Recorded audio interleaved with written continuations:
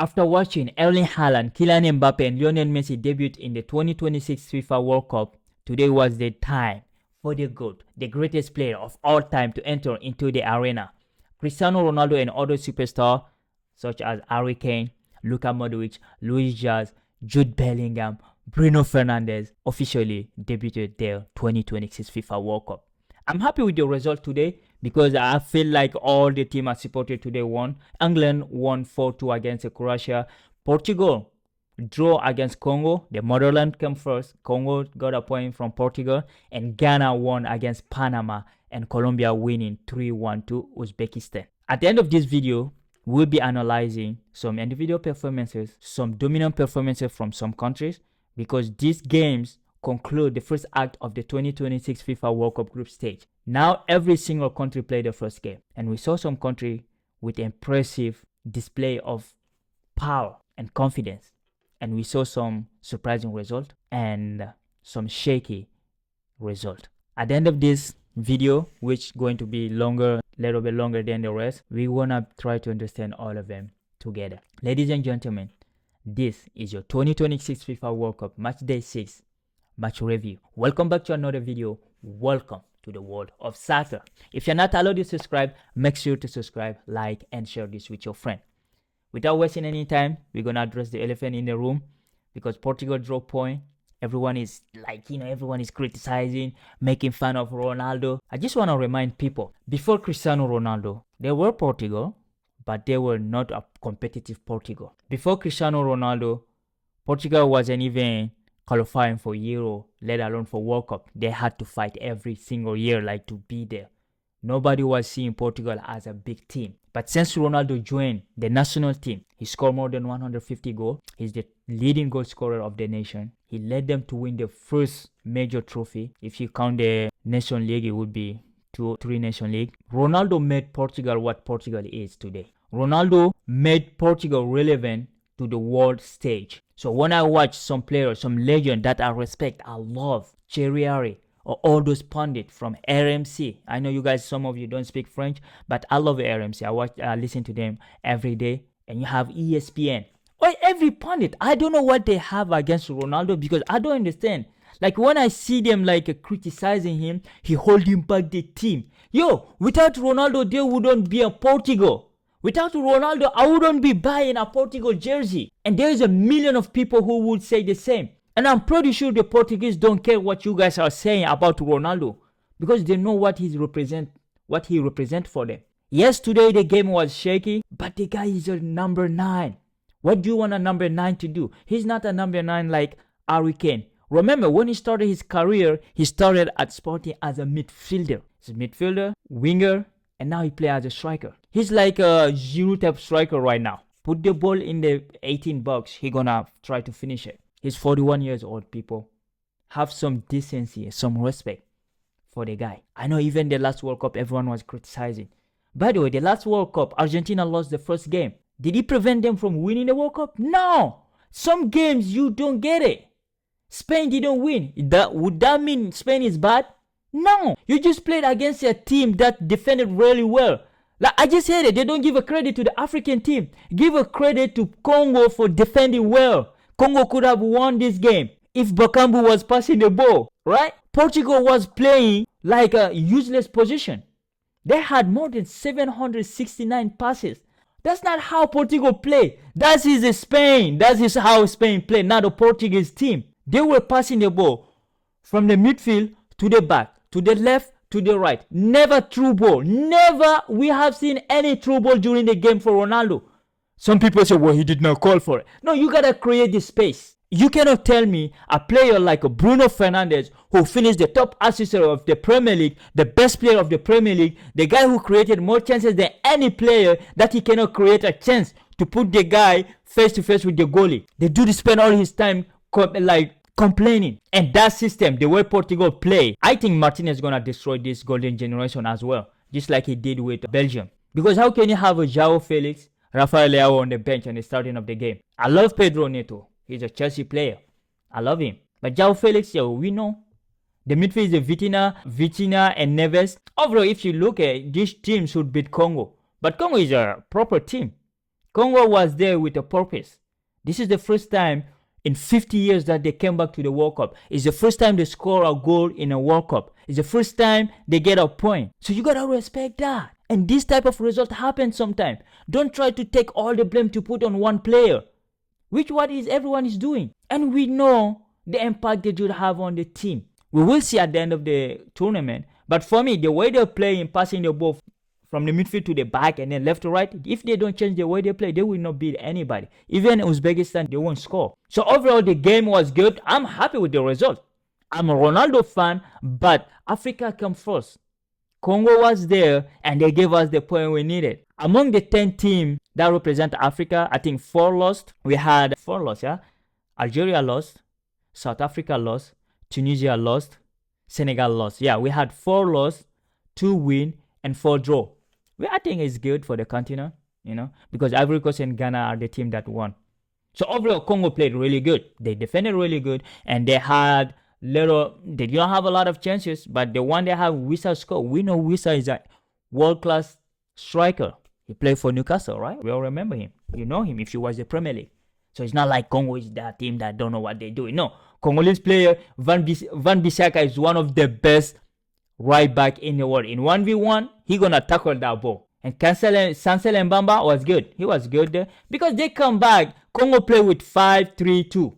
Bro, everyone was there. It wasn't even 5-3-2. It was like 10. Like it was 5-5. They didn't have a strike. Sometimes, because Portugal had the ball all the time, so sometimes they get the ball. It's a soccer football. It's not like you're playing. It's a soccer football, man. It's not tennis. The other team gonna have the ball sometime. And that goal was beautiful. Hey, let's be honest. The goal was good. Even though João Neves scored the first goal for Portugal, that dude is short, but he scored his headers. Even the Champions League, in the League One, we saw him. He scored all the time. I think it's just the timing. You know where he should be, right? João Neves scored 6 minutes in. I thought at that point, Congo would lose the game. But the Congolese stayed in. They dug in. This is the team that eliminated Nigeria, right? Nigeria is one of the best teams in Africa. It's Congo that eliminated them in the playoff. So you have to respect that. So respect to Congo for getting the first point and the first goal of the tournament. And a big up to Wissa. You won Wissa. You had a fantastic game. I know Moko has good. Van Bissaka has a good game. I think everyone had a good game in Congo side. You cannot complete anybody except for Cedric Bokambu, because that dude Bakambu was missing a lot of ball. Like there was some pass he could do, like Van Bissaka could score, Wissa could score if he passed those balls, but he decided to shoot, as every striker should do. They're selfish sometimes, right? That's why they're striker. So Congo won, Portugal won. I think that's a fair result, Portugal didn't do enough to win the game, so they don't deserve it. Even some people are saying, Ronaldo, there was a chance, he should have let the ball pass. Yeah, I agree. He should have let the ball go to Bruno Fernandes. But he's a striker. He's in the zone.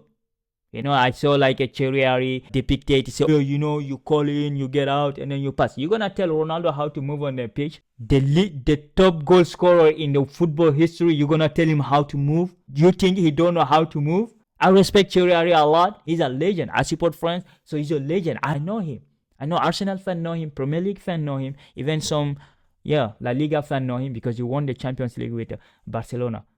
So sometimes you know what you're talking about, but sometimes when I heard them talk, it's just like it's a hate. It's for me, this is not positive criticism, right? Because every time they just put it, you don't have to score, the team have to score. Well, he's part of the team, bro. He's part of the team. If he score, the team score. So people need to put that in their mind, right? So like I told you, this video gonna be a little bit longer, but I was happy because Ghana won, right? Ghana won 1-0 against Panama. It was a boring game. The game was tough to watch. Everyone was missing. But hey, the goal came in the 90 plus 5 minutes at the end of the game. When they scored the goal, it was Urenki, right? It's a Caleb who scored a goal. I mean, they missed a lot of chances. The shot, the statistic, if you watch it, Panama pretty much dominated the game, which I was disappointed because Ghana, bro, come on. It's Panama. I watched the Gold Cup here, bro. Those guys doesn't dominate anybody. How can you let them dominate you? I say Semenyo was trying his best, but overall, this team is they got the 3 points. Is the most important thing because this is the least strongest team on the group. They're going to play Colombia next, and then I think the other one is England. They play England and then Colombia. So it won't be easy. The next game won't be easy. Not Colombia. It's Croatia. But it's a good result. They had 3 points right behind England because England won today 4 2. Harry Kane. Let's people respect.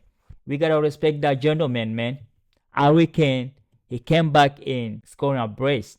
It's mind blowing, like how their second goal, Croatia allowed that goal to be alone. He's the best striker in the world at the moment.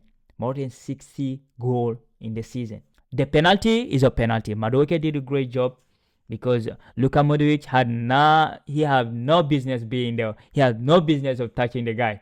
It's a penalty. I know they will take the penalty. If you watch it, the guy really was off his line. The goalie was off his line. He's one of the best goalie, by the way. He's a tournament goalie. We saw him only during the games. And you have Levakovic, really good goalie.